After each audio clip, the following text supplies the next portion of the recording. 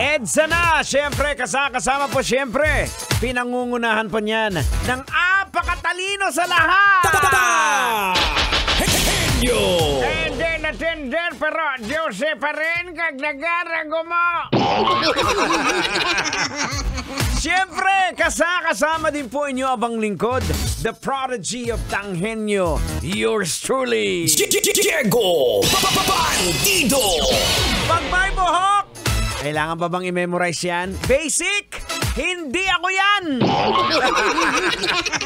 At siyempre, hindi naman makukumpleto ang ating programa pag hindi bit-bit ni Tanghenyo ang kanyang napakakulit na apo. Walang iba kundi si Duday!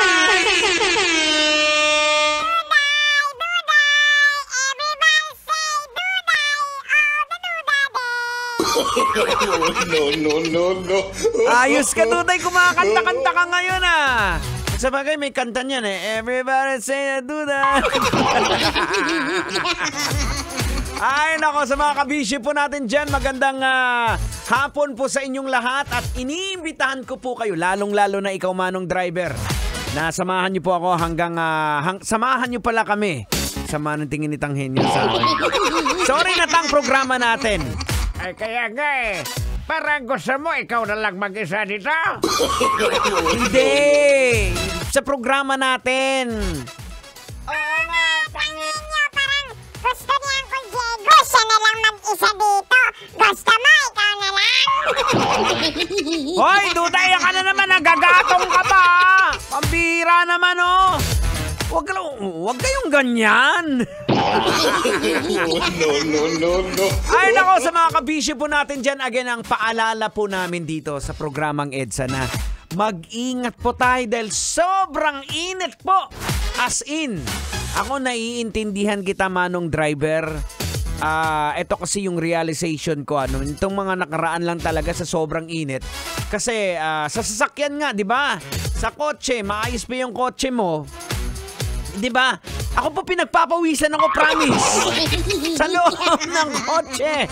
At ano pa yan, sabihin natin partida pa yan. Halimbawa, yung sasakyan mo ay naka-ceramic tint kaysa sa ordinaryong tint. Pag ceramic tint kasi, ang heat rejection yan, mga nasa 90% plus. Meron pa nga 99%. Talagang hindi makakapasok yung init. Paano na si Manong taxi driver? Diba, na ordinaryo lang. O minsan, wala pang tint pa nga. Mahapdi talaga po, mga kabisyo. Kaya, Manong, tiis-tiisin mo lang kung may time ka. Pwede kang dumaan dito sa amin sa Love Radio. Meron kaming ipinamimigay na na yung static link. Yung parang dinidikit sa glass para hindi ka mainitan. Tapos kung talagang mahapdi talaga sa balat, meron din po kaming parang arm warmer yung nilalagay sa kamay. Yan, sabihin mo lang dyan kay Manong Guard, pwede kang dumaan dito, kamo, pahingi, sabi ni Kalbo. Sabihin ng guard, sinong Kalbo? Yung guard namin? Kasi may kalbo din na guard doon.